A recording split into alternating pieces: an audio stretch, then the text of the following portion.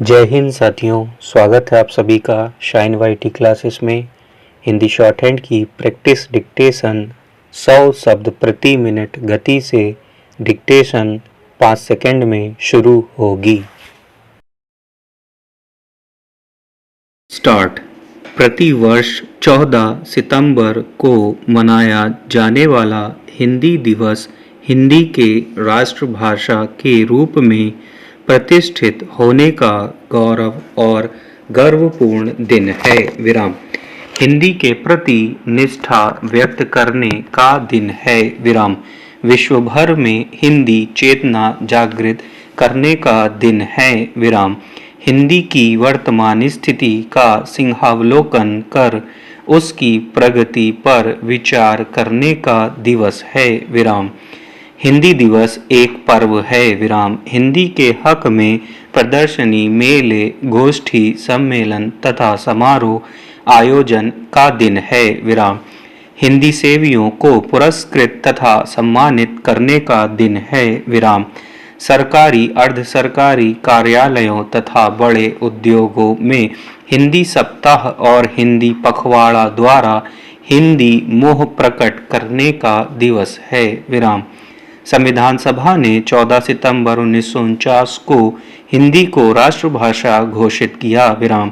संविधान के अनुच्छेद 343 में लिखा गया, संघ की सरकारी भाषा देवनागरी लिपि में हिंदी होगी और संघ के सरकारी प्रयोजनों के लिए भारतीय अंकों का अंतर्राष्ट्रीय रूप होगा।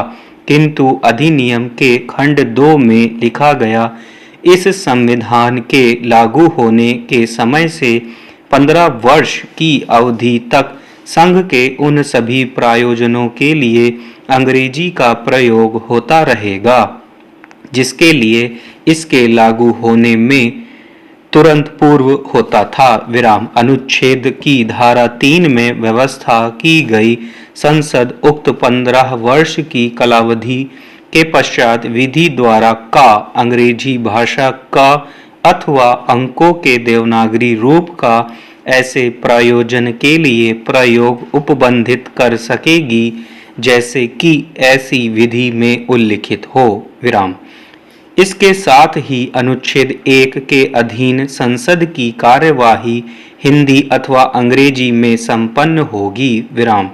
26 जनवरी 1965 के पश्चात संसद की कार्यवाही केवल हिंदी और विशेष मामलों में मातृभाषा में ही निष्पादित होगी, बशर्ते संसद कानून बनाकर कोई अन्यथा व्यवस्था न करे। विराम। प्रभु राम को 14 वर्ष का वनवास हुआ था और पांडवों को 12 वर्ष का, किंतु हिंदी को 15 वर्ष का वनवास मिला। विराम। पांडवों के वनवास के साथ 1 वर्षीय अज्ञातवास की शर्त थी, उसी प्रकार हिंदी के साथ समृद्धि की शर्त थी। विराम। महाभारत के दुर्योधन ने हठ किया कि उसने पांडवों को अज्ञातवास में पहचान लिया है, अतः उन्हें पुनः वनवास दिया जाए, पर उसकी गलतफहमी को किसी ने स्वीकार नहीं किया। विराम। स्वतंत्र भारत के प्रथम प्रधानमंत्री श्री जवाहरलाल नेहरू ने हिंदी के 15 वर्षीय वनवासी काल में हिंदी की पहचान कर सन 1963 में राजभाषा अधिनियम में संशोधन करवा दिया। विराम। जब तक भारत का एक भी राज्य हिंदी का विरोध करेगा, हिंदी को राष्ट्रभाषा के पद पर सिंहासन रूढ़ नहीं किया जाएगा। विराम। यह लोकतंत्र के मुंह पर तानाशाही का जोरदार तमाचा था, जो मां भारती के चेहरे को आज भी कलंकित पीड़ित कर रहा है। विराम।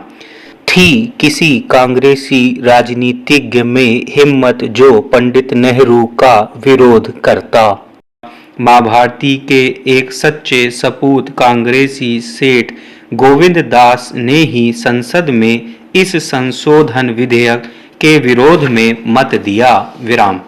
हिंदी को उसका वर्चस्व प्राप्त न हो, इसके लिए संविधानेतर कार्य भी जरूरी थे। विराम।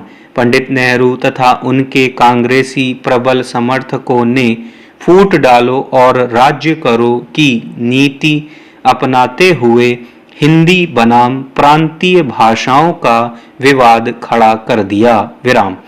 भारत राष्ट्र को दो भागों में विभक्त कर दिया, उत्तर हिंदी पक्षधर और दक्षिण हिंदी विरोधी।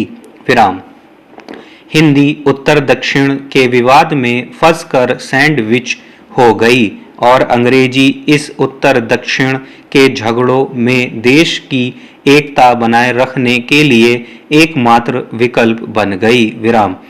प्रांतीयता के मोह ने राष्ट्रीयता को डस लिया। विराम। आज उसी विष का परिणाम है कि केंद्रीय राजनीति पर प्रांतीयता हावी है। विराम। आज हिंदी ईस्वी सन 2000 में प्रवेश करते हुए भी वनवासिनी ही है। पैरा। दूसरी ओर हिंदी के प्रति अंग्रेजी पत्रों और कूटनीतिज्ञों ने खुलकर व्यंग वाण मारे। विराम। उसे हिंदी हिंटरलैंड, हिंदी का अंदरूनी क्षेत्र, हिंदी बैंक वाटर्स, ठहरे हुए पानी जैसा हिंदी क्षेत्र, काऊ बेल्ट, गाय बैलों का क्षेत्र, इंडियाज गटर, देश की नाली और टेक्निकल बैकवर्ड, तकनीकी दृष्टि से पिछड़ा हुआ कहा जाता है। विराम। हिंदी भाषियों को दरमांद झील रस तथा फेनेटिक की संज्ञा दी गई है। विराम। सर्वश्री खुशवंत सिंह रक्षतपुरी, अनीता मलिक और सुनील एडम्स जैसे विद्वान और अंग्रेजी पत्रकार यह भूल जाते हैं कि हिंदी वैज्ञानिक और व्यवस्थित भाषा है। विराम। यह पूरी तरह से ध्वन्यात्मक फोनेटिक है और इंटरनेशनल फोनेटिक अल्फाबेट अंतरराष्ट्रीय ध्वन्यात्मक वर्णमाला के अत्यंत समीप मानी जाती है। विराम। विश्व के 37 देशों में 110 विश्वविद्यालयों में इसके उच्च स्तरीय अध्ययन की व्यवस्था है। विराम। अनेक हिंदी विरोधी और हिंदी पक्षधर हिंदी की कुटिलता को रोना रोते हैं। विराम। पर वे भूल जाते हैं कि बोलचाल और साहित्यिक भाषा में अंतर होता है। विराम। भाव अभिव्यक्ति और रसानुभूति साहित्यिक भाषा की शर्त है। विराम। यदि सरलीकरण के नाम पर हिंदी के मूल रूप को ही बिगाड़ दिया जाए तो वह संस्कृत से कटकर अलग होने पर विकृत हो जाएगी। हिंदी हिंदी ना रहेगी। विराम। 20वीं सदी के अंत में हिंदी के सरलीकरण के नाम पर हिंदी के विद्वानों, लेखकों तथा बुद्धिजीवियों द्वारा हिंदी का संस्कृत से मूलोच्छेदन हिंदी को विकृत करने का कुत्सित षड्यंत्र है। विराम। हिंदी विरोध दर्शाना और हिंदी पक्ष से आंखें मूंद लेना आज के राजनेताओं की विवशता है। विराम। हिंदी क्षेत्र में गैर कांग्रेसी मुख्यमंत्री तथा केंद्रीय मंत्री हिंदी के कट्टर समर्थक रहे हैं। विराम। सत्ता प्राप्ति के पश्चात वे हिंदी को भूल गए। विराम। हिंदी के प्रति उनकी वचनबद्धता पर उनकी राजनीतिक व्यूह रचना भारी पड़ गई। विराम।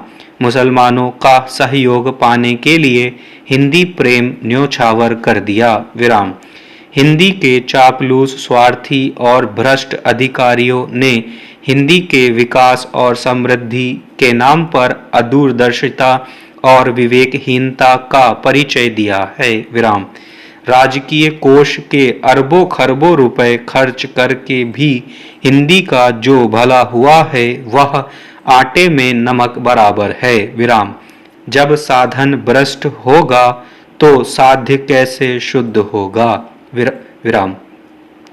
हिंदी प्रचार के लिए प्रतिवर्ष करोड़ों रुपए की हिंदी पुस्तकें खरीदी जाती हैं। विराम। इस खरीद का मानदंड है जिसे पिया चाहे वही सुहागन, और काली कलूटी से प्रेम हो गया तो वह पद्मिनी लगती है। विराम। इसलिए कहना होगा इस घर को आग लग गई घर के चिराग से। विराम। इस राजकीय सोच का ही परिणाम है कि साहित्यिक पत्रिका धर्म युग ने दम तोड़ दिया विराम। साप्ताहिक हिंदुस्तान स्वर्ग सिधार गया विराम। आलोचना और साहित्य संदेश अंग्रेजी की भीड़ में खो गए विराम। साहित्यिक कृतियां 1000-2000 छपते छपते 250-500 तक रह गईं विराम। बहुराष्ट्रीय कंपनियों ने अंग्रेजी को कल्प वृक्ष सिद्ध किया है तो दूरदर्शन ने हिंदी की अर्थी उठाने की कसम खाई हुई है। स्टॉप।